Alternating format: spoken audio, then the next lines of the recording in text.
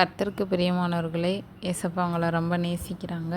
இன்றைக்கு உங்களுக்குரிய வார்த்தை, நீங்கள் ஜெபம் பண்ணும்போது எவைகளை கேட்டுக்கொள்வீர்களோ அவைகளை பெற்றுக்கொள்வோம் என்று விசுவாசியுங்கள். மார்க்கு 11:24.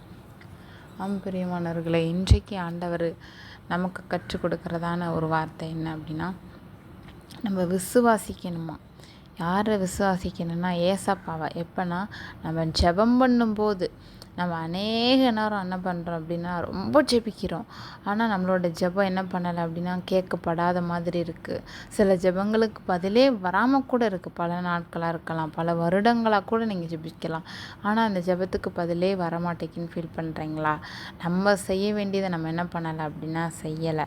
ஜெபம் பண்ணுறது மாத்திரம் இல்லை, என்ன பண்ணணும் அப்படின்னா எவைகளை கேட்டுக்கொள்வீர்களோ அவைகளை பெற்றுக்கொள்வோம் அப்படின்னா அது கண்டிப்பாக என்ன பண்ணும் அப்படின்னா கிடைக்கும் அப்படின்னு விசுவாசிக்கணுமா. விசுவாசம் என்பது நம்பப்படுகிறவைகளின் உறுதியும் காணப்படாதவைகளின் நிச்சயமாக இருக்கிறதுன்னு பைபிளில் பட்டிருக்கு. அப்படின்னா ஒரு காரியத்தை நம்ம ஆண்டவர்கிட்ட கேட்குறோம், அது இயற்கைக்கு மேற்பட்டதாக இருக்கலாம், நம்மளால் முடியாத காரியமாக இருக்கலாம். இல்லாதவைகளை இருக்கிறவைகளை போல் அழைக்கிற தேவன் தான் நம்மளுடைய தேவன். அவரால் செய்யக்கூடாத அதிசயமான காரியம் ஒன்று உண்டோ அப்படின்னு ஆண்டவர் கேட்டிருக்காரு. ஸோ எவ்வளோ பெரிய காரியமாக இருந்தாலும் சரி, ஒருவேளை அது நமக்கு ஆபத்தாக இருக்குன்னா ஆண்டவர் என்ன பண்ண மாட்டார்னா அந்த காரியத்தை நமக்கு தர மாட்டார். மற்றபடி அது நமக்கு தேவை, அது இருந்தால் தான் நமக்கு ஆசீர்வாதம், அதனால் நமக்கு பிரயோஜனம் உண்டு, ஆபத்து இல்லை அப்படின்னா நிச்சயமாக என்ன பண்ணுவார்னா ஆண்டவர் தருவார். நம்ம என்ன பண்ணணும்னா விசுவாசிக்கணுமா.